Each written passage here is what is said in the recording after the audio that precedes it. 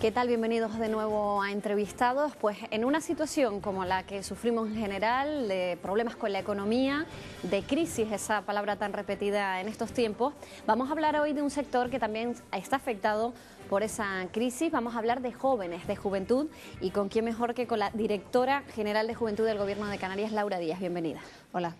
muchas gracias por haberme invitado a este espacio.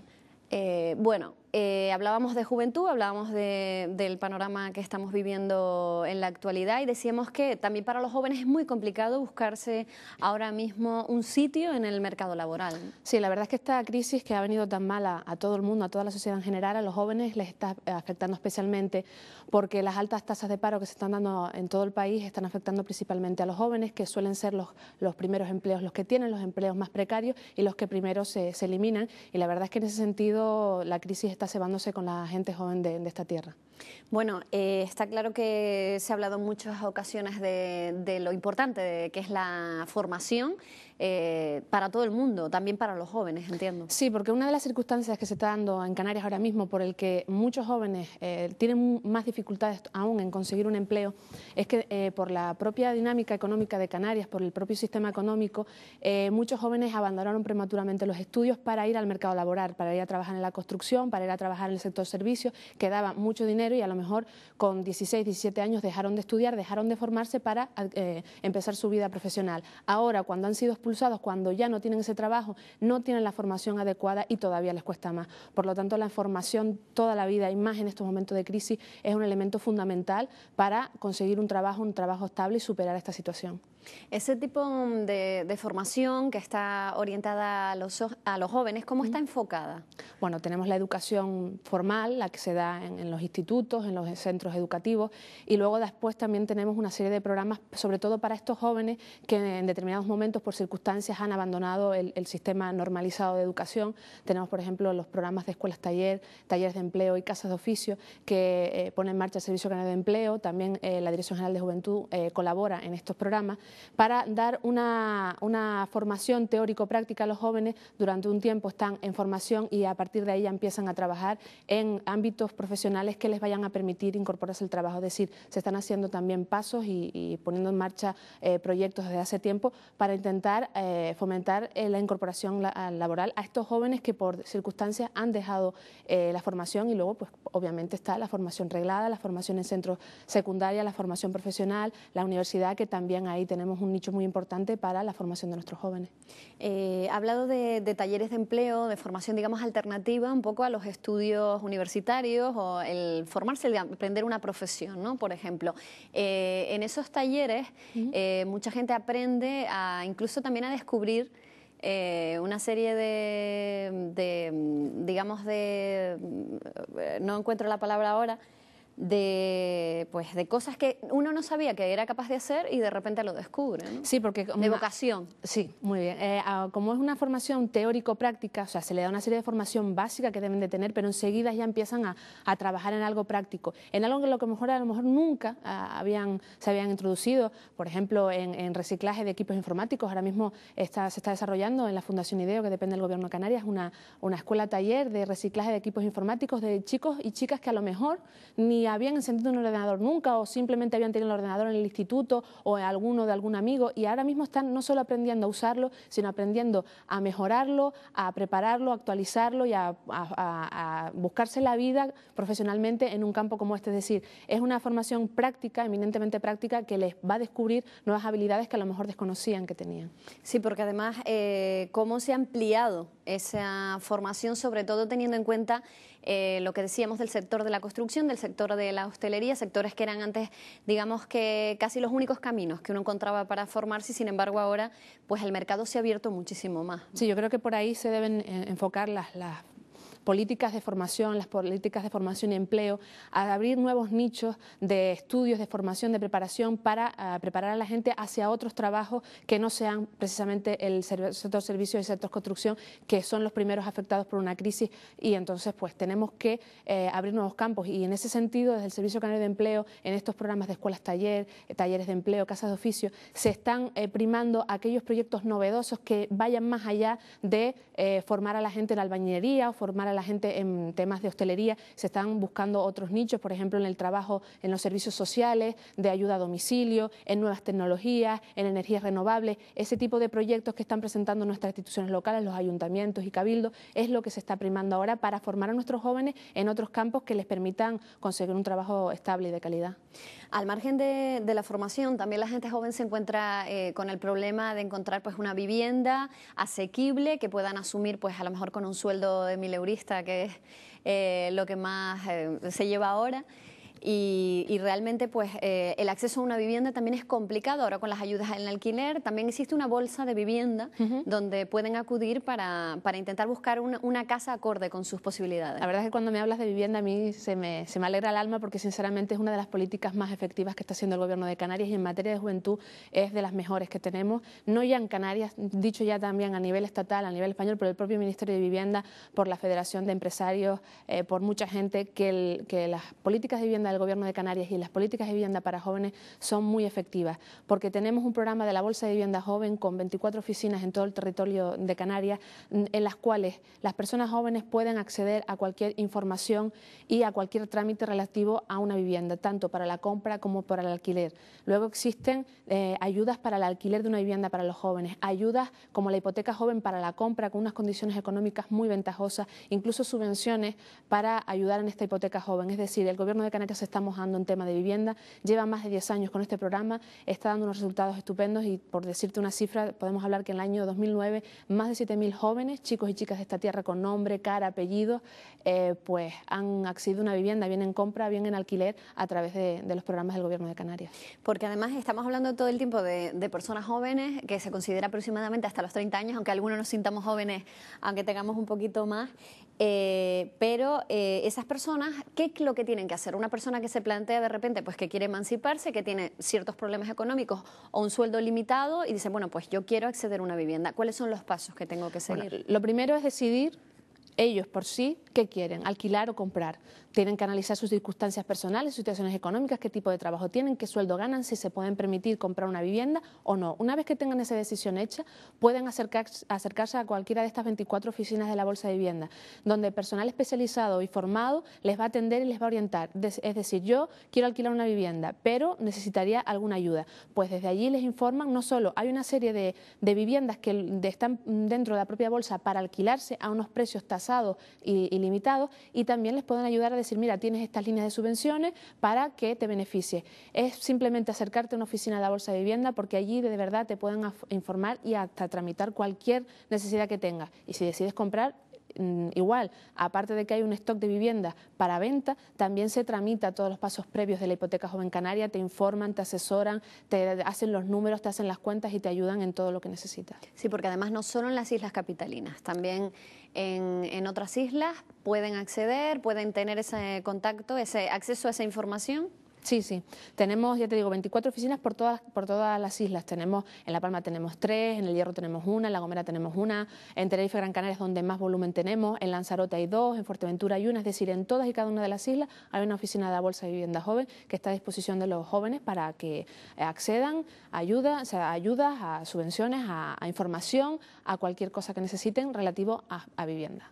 Vivienda, trabajo, ¿qué otras cosas demandan los jóvenes hoy en día? Pues depende de la edad. Siempre es una pregunta muy interesante y siempre la suelen hacer, pero depende de la edad. Estamos hablando, como tú decías, que los jóvenes, por ley, están establecidos entre los 14 y los 30 años. Es decir, hay una diferencia abismal entre lo que necesite y demanda una persona de 14 años y lo que necesite y demanda una persona de 30 años. En función de sus necesidades demandará una cosa o demandará otra, pero normalmente pues demandan ocio de calidad, ocio alternativo, demandan pues eso, sobre todo ayudas a la vivienda, ayudas a la emancipación cuando ya están en otras edades, pero información, formación, demandan ese tipo de cuestiones. Muchos municipios de algunas islas pues se quejan de que la población se ha envejecido mucho, de que los jóvenes se marchan a otros sitios. Por eso es importante también esa oferta, ¿no? Que exista también no solo de trabajo, sino de ocio y de pasar el tiempo libre, la posibilidad de obtener una respuesta a ese tiempo libre, ¿no? Sí, porque el ocio no es solo no tener nada que hacer. El ocio es aprovechar los espacios donde no estás trabajando, formándote, deporte para seguir haciendo actividades, incluso creciendo como personas. Y es verdad que en algunos rincones del archipiélago es más difícil acceder al ocio, que por edad, por circunstancias pues propiamente biológicas de una persona quiere con 18, con 19 años, quiere compartir con compañeros, con amigos, quiere salir, quiere tomar algo, quiere hacer actividades para entretenerse. Y en algunos sitios es complicado, y a veces entre eso y la falta de trabajo pues hace que muchos jóvenes vayan a zonas pues como la isla de Tenerife, la isla de Gran Canaria, abandonen las islas menores, pero ahí sí hay que ir apostando por otro tipo de ocio, por otro tipo de actividades, porque no todos los jóvenes demandan ocio, demandan discotecas, demandan bares, otros demandan actividades en la naturaleza que también se pueden dar en sitios más pequeños. Sí, o deportes o actividades alternativas, porque además hay que recordar que, lo hablábamos antes incluso en la entrevista, que a pesar de que últimamente sobre todo estamos viendo en los medios de comunicación también una imagen muy negativa de la gente joven, ¿no? Esos estereotipos que decíamos que hay que romper, porque evidentemente dentro de ese margen de personas jóvenes que hay, pues no todos somos iguales. Sí, la verdad es que es un tópico que me persigue desde que estoy en el área de juventud por la responsabilidad que tengo, y es un tópico que no me cansaré de rebatir. Es un tópico extendido desgraciadamente en el común de la sociedad, en el que en determinados momentos aflora más que en otro, cuando ocurren casos como los que están ocurriendo últimamente, desgraciados, de menores que cometen delitos, y se magnifica el hecho de los aspectos negativos de la juventud. Cuando se dice que todos los jóvenes no están pendientes sino de hacer botellón, que todos los jóvenes pasan de estudiar y pasan de trabajar, que los jóvenes pues ya no respetan determinados comportamientos sociales. Yo creo que sí es verdad que hay una serie de jóvenes que tienen determinadas problemáticas pues con el alcohol, con la violencia, pero que no es el común, afortunadamente, de los jóvenes de Canarias ni de los jóvenes de España. Tenemos más de 400.000, casi 500.000 jóvenes entre 14 y 30 años en Canarias, con lo cual hay 500.000 realidades juveniles, hay 500.000 tipos de jóvenes diferentes, y dentro de ellos hay muchísimos jóvenes, la mayoría, que son activos, participativos, responsables, comprometidos, y que viven en sociedad y aportan cosas positivas a la sociedad. Y es verdad también, no podemos ocultarlo, que hay determinados números de jóvenes, esperemos y creo, confío en que los menos, que tienen algún tipo de problema, y desgraciadamente a veces lo negativo se generaliza al común de los jóvenes cuando no es así. Sí, de hecho, bueno, esa imagen negativa está relacionada también muchísimo pues con la agresividad, ¿no? Con la violencia que se vive en las aulas. Este caso pues que hemos oído hablar y que hemos comentado todos en los últimos días, pues de esta niña, de esta menor que presuntamente pues otra menor le ha quitado la vida, ¿no? Casos tremendos, pero que son casos puntuales, ¿no? Sí, esta mañana escuchaba en los medios de comunicación un experto, bueno, un profesor de Derecho Penal de la Universidad de La Laguna, que la verdad es que hacía una reflexión que yo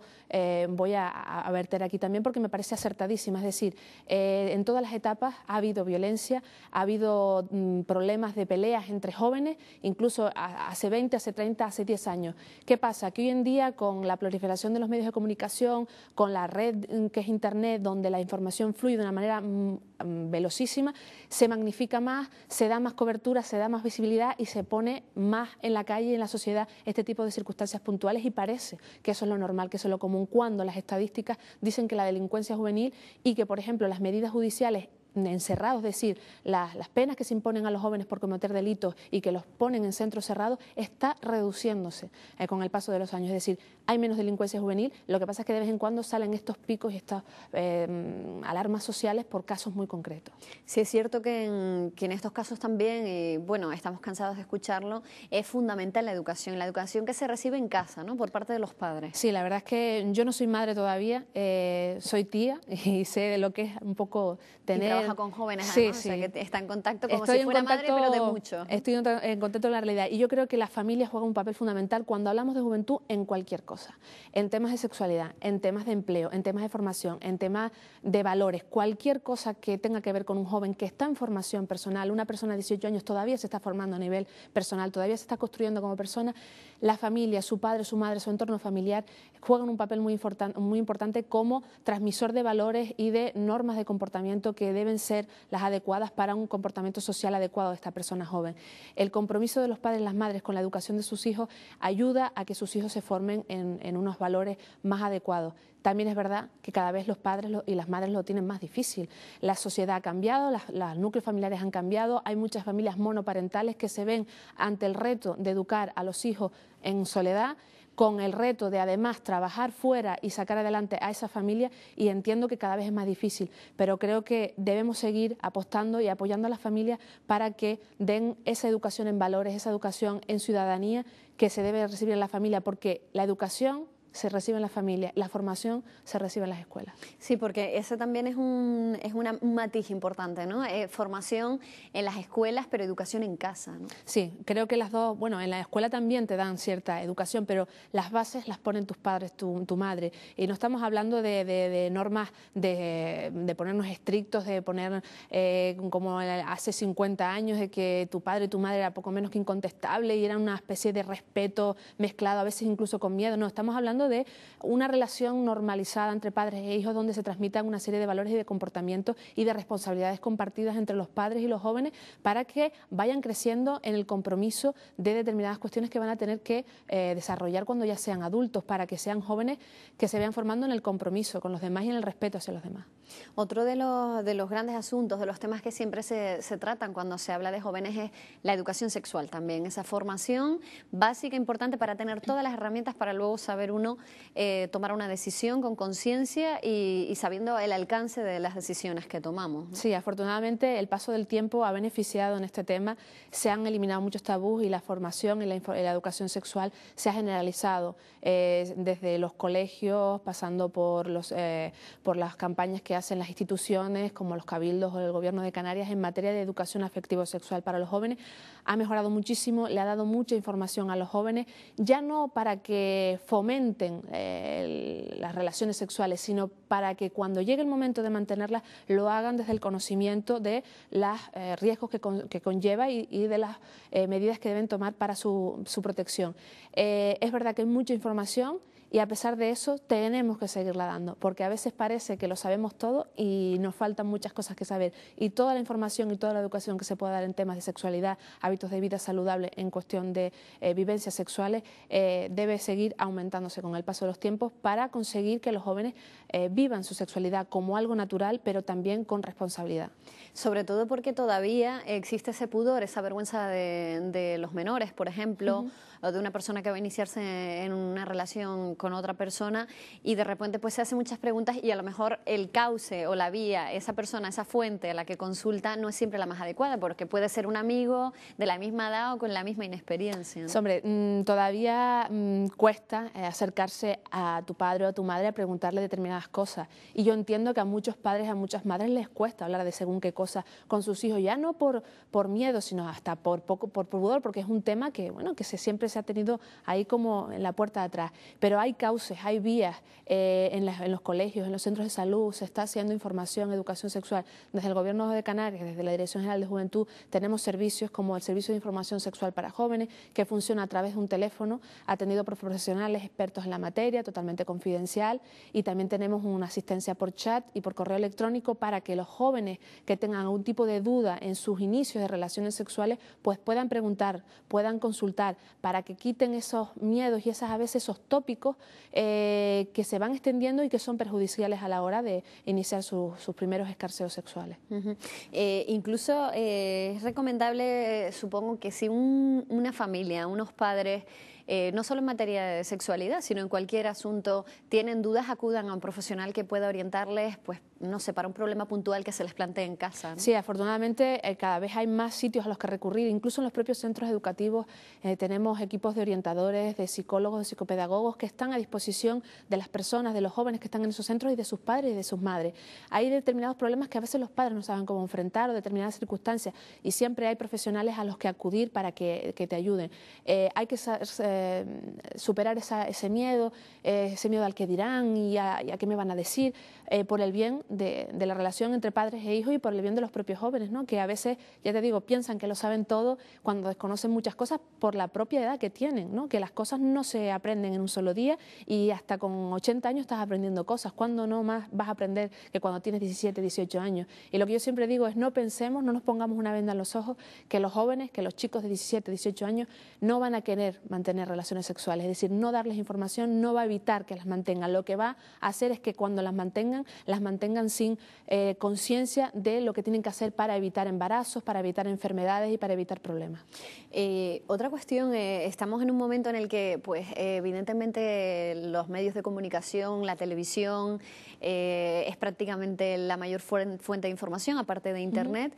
y pues se están haciendo programas dentro de esta moda, o como quieres llamarlo, de los reality shows, de hacer programas también donde están vinculados los jóvenes y donde vemos pues programas que están enfocados a la juventud, generación Nini, o enfocados de esa manera, donde otros jóvenes pueden ver como esos chicos reciben pues ciertas normas o un cambio en sus vidas, ¿no? Integrándose en ese tipo de problemas. ¿Es positivo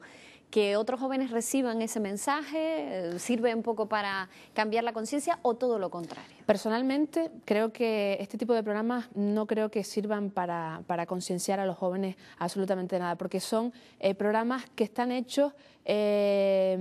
incidiendo en una problemática muy concreta de un grupo muy determinado, sacándolo a la luz y encima con el foco y la, entre comillas, tergiversación que se suele hacer para captar audiencia, para captar espectadores en un programa que lo que quiere es vender, ¿no? No creo que esa sea la mejor manera para concienciar a determinadas jóvenes sobre determinadas circunstancias. Creo que eso se trabaja en otros ámbitos y que este programa lo que busca es pues, rellenar un espacio de una cadena determinada y conseguir audiencia a costa de un fenómeno que se está poniendo de moda a través de este tipo de programas, como es el de aquellos jóvenes que deciden por voluntad propia no estudiar ni trabajar. Y como bien decía antes, esto es una realidad muy concreta de un grupo muy determinado de jóvenes que a lo mejor el problema no es propiamente de los jóvenes, sino de la sociedad en la que los estamos criando y la que hemos criado a determinados jóvenes, de facilitarles absolutamente todo sin exigirles a cambio ningún tipo de responsabilidad. Creo que estos programas, más que nada, magnifican un problema que creo que existe, que no es generalizado, pero que existe y que es otros los mecanismos que deben hacerse para abordarlo. Sí, porque también existen otros modelos,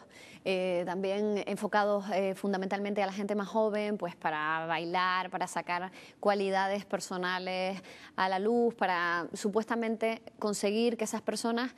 tengan una cierta notoriedad también, porque evidentemente el seguimiento de esas personas que lo ven desde casa pues hace que esa persona pues acabe de ser una persona anónima a ser una persona que es muy conocida en la calle, ¿no? Sí, este tipo de programas, que todos tenemos nombres en la cabeza, bueno, tienen un pequeño aspecto positivo, que es normalmente se prima el esfuerzo, la superación, el trabajo, la constancia, el respeto a unas determinadas normas que están marcadas en este entorno de estos programas, y esos son valores positivos que es bueno que se transmitan a la juventud a través de programas que son vistos por la gran mayoría de la población y por muchos jóvenes. Desde este punto de vista, este tipo de programas donde pues tienes que currártelo y trabajar y esforzarte semana a semana para llegar a ser el ganador, en un concurso de baile, en un concurso de música, en un concurso, pues sí tienen este aspecto positivo. Lo que nunca dejemos de dar es que no deja de ser tele en directo, y la tele pues tiene sus cosas buenas y también tiene sus cosas negativas, y también tiene su necesidad de vender una serie de productos porque viven de la audiencia. Y no se deja muchas veces de interpretar un papel, ¿no? De no ser uno mismo y claro, realmente porque mostrar ese reflejo. Vemos un ratito lo que ponen las cámaras, luego lo que pasa detrás no se sabe, y bueno, desde el punto de vista de que transmiten determinados valores positivos me parece bien, pero que tampoco pensemos que esa es la vida real y que todos vamos a poder llegar a lo más alto. Sí es verdad que cada uno se tiene que plantear sus metas en su ambiente, su entorno, y sí saber que hay determinadas cosas que hay que hacer, como esforzarse, trabajar, respetar y participar, ¿no? Lo que está claro y es evidente es que hablamos al principio, la formación es fundamental para poder hacerse un hueco no solo en el mercado laboral, sino para hacerse uno mismo y conseguir objetivos que también hay que marcarse desde muy jóvenes. Y para eso fundamental también el aprendizaje de idiomas, ¿no? Esa posibilidad de salir de Canarias, de salir incluso de España y de poder abarcar otros mercados, ¿no? Sí, la verdad es que en el mundo en el que vivimos cada vez más cuanto más te formes, mejor vas a estar preparado, ya no solo para un trabajo, sino a nivel personal, como persona, creces como persona. Y en este caso, el tema de los idiomas es fundamental. Saber idiomas, manejar idiomas con fluidez, además del español, abre muchas puertas, y más en una tierra como Canarias, una tierra receptora de turistas a los que hay que dirigirse en inglés porque normalmente pues, no saben hablar español. Te abre puertas también para cuando una persona de Canarias quiere salir al exterior a trabajar, a vivir, y bueno, desde ese punto de vista estamos haciendo esfuerzos en el Gobierno de Canarias por facilitar que jóvenes canarios se formen en idiomas a través de cursos de idioma en el extranjero que ofrecemos pues en unas condiciones económicas asequibles para los jóvenes que vayan a estudiar idiomas en el extranjero, pues a países como Inglaterra, Francia, Alemania, Austria, e incluso Canadá, Australia o la propia China, que son destinos así un poco más exóticos. De hecho existe ese programa, es el programa de turismo juvenil, que no solo incluye esos cursos de idiomas que se pueden hacer en el extranjero, sino el Interrail, por ejemplo, que es una oferta pues que invita mucho, ¿no? Apetece mucho hacer a los jóvenes, la oportunidad también de hacerlo cuando no tienes mayores responsabilidades como los hijos,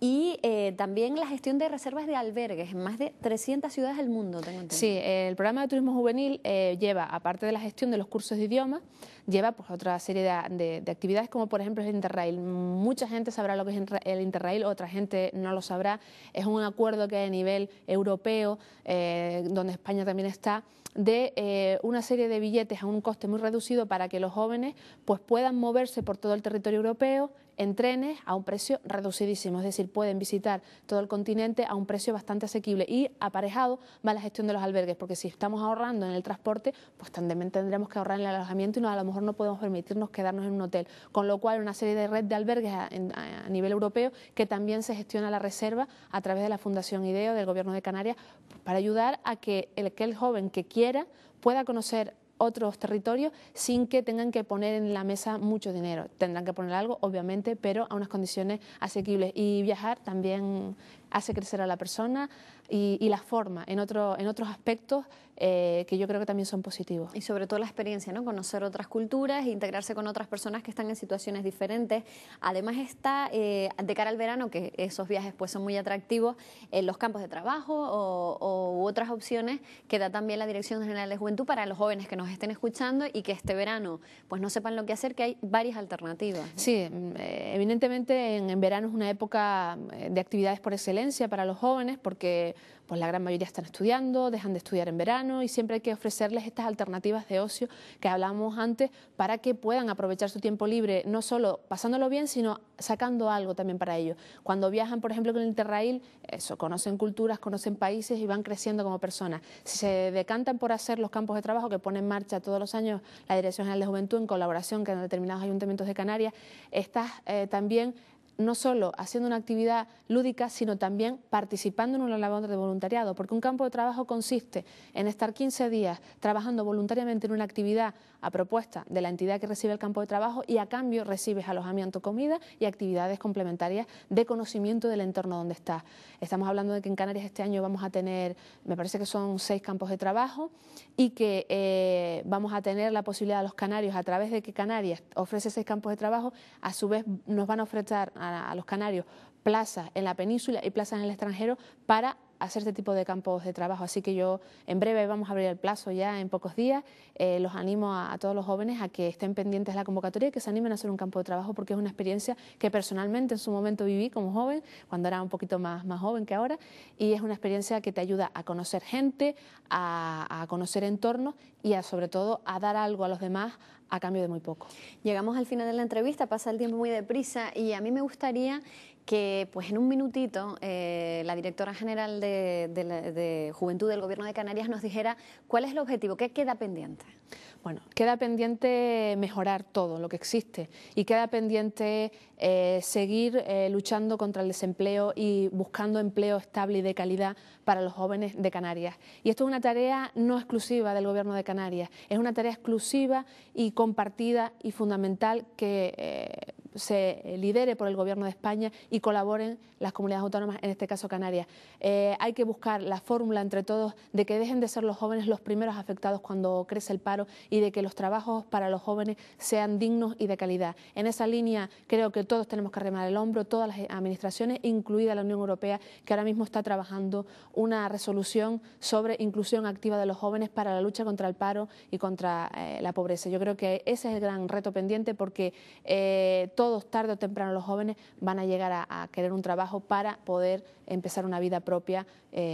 pues de la mejor manera posible. Pues Laura Díaz, directora general de Juventud del Gobierno de Canarias, queremos agradecerle su presencia aquí y nos vamos a quedar, por supuesto, con ese mensaje. Ya lo han escuchado, hemos hablado de juventud, hemos hablado de futuro y de opciones, sobre todo de cara al mercado laboral, que es lo que más preocupa en este momento. A ustedes, como siempre, los vuelvo a ver aquí, en una cita en Entrevistados.